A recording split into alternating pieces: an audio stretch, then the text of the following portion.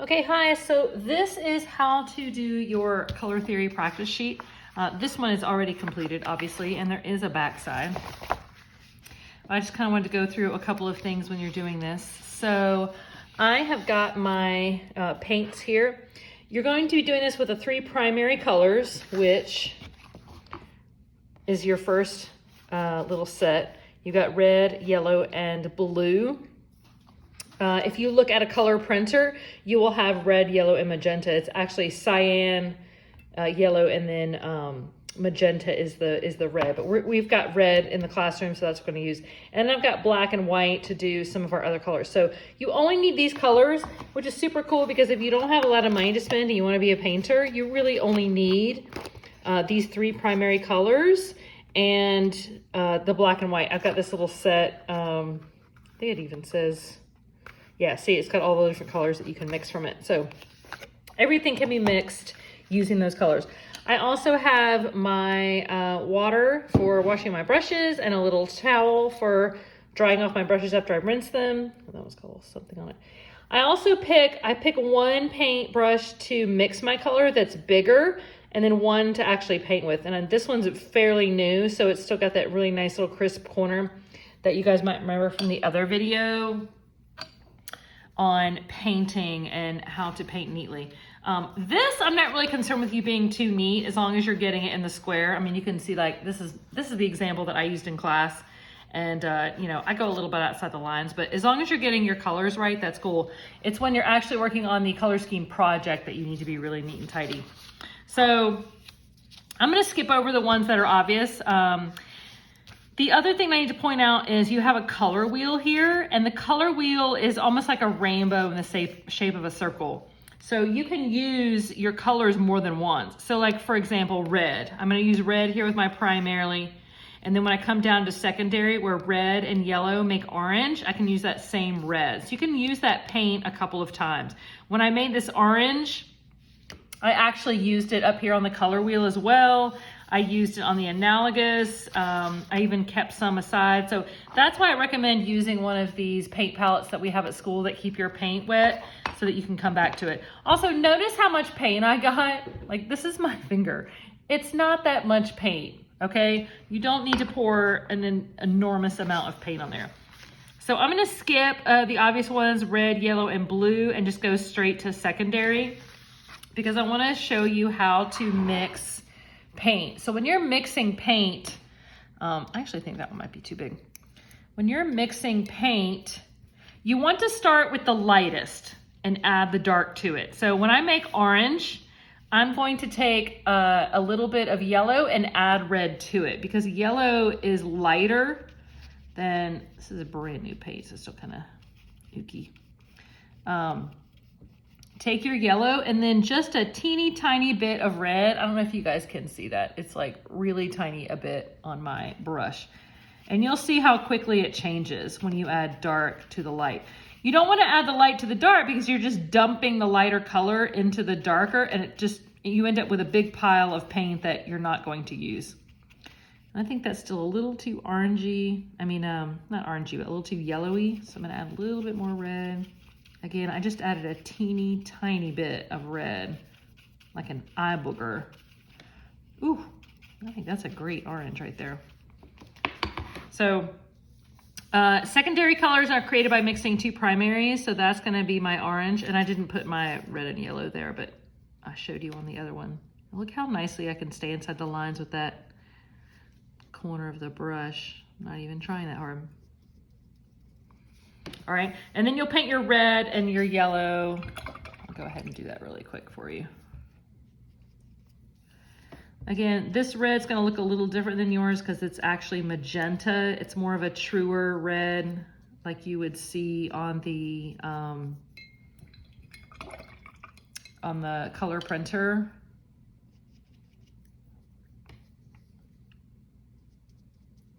Oop, I didn't clean my brush very well. It's got some streaks.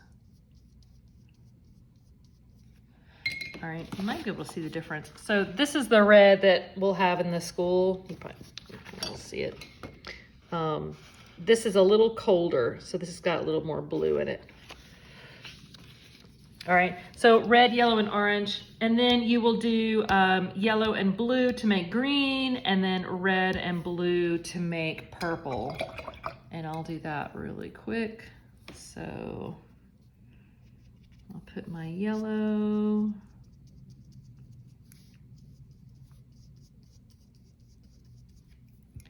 And again, this is really just like a little color worksheet, so it shouldn't take you forever. I like to do it in one class period,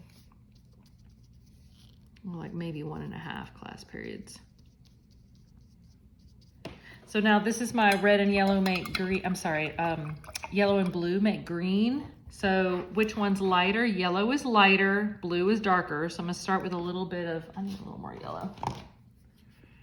It's a new tube, so it's coming out kind of. Again, I'm just squeezing out a little bit at a time so that I'm not being super wasteful. So I'm gonna come over here and mix up my green. Just a teeny, blue is so much darker than red, so I'm gonna take a little bit more, I mean a little bit less.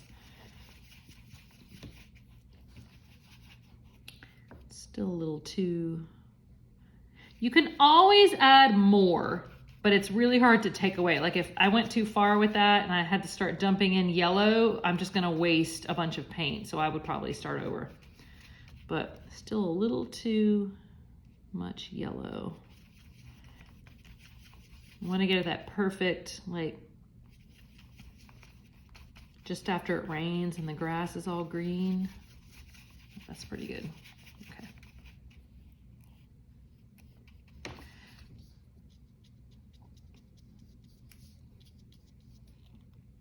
And I have these, I call them demonstrations, demos. I have these in the classroom. So if it helps you to come and say, hey, can I see your demo? And you want to take a picture of it with your phone, that's totally fine. And then we've got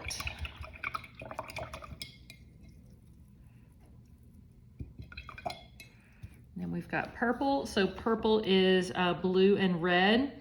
And red is slightly lighter than blue, so I'm going to start with my red.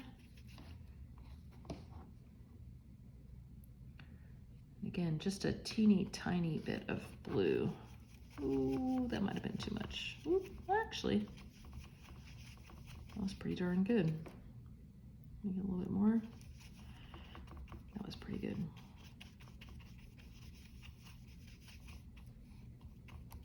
So then that'll be my red and my blue make purple.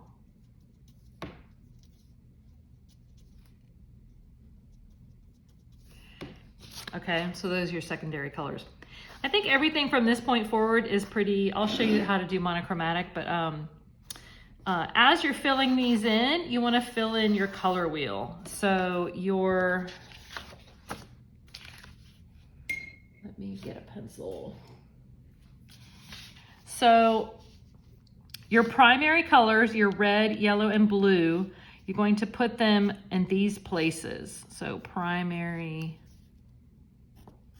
and primary. And so all of these colors in between are made by mixing yellow and blue. So I could take this same blue here and I might need to change my water. I can take my same blue, my same green, and add a little bit more blue, and then I have my blue-green. So that would be this area, okay? Oh, let me more blue.